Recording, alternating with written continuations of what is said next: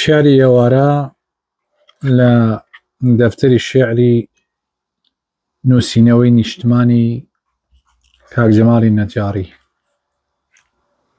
ئێوارەیەک باو بە هێواوشی پێی وتم، دەستم بگرە دەتبەمە ژواونی کاونیەکی چاوەڕوان.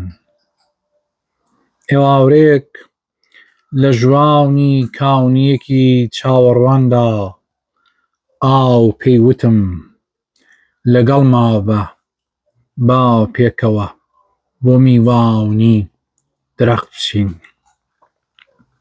ئێوارەیەک کە لە میواونی درەخت دەگەڕامەوە، گەڵاوێکی زەردی وەری و بانگی کردم.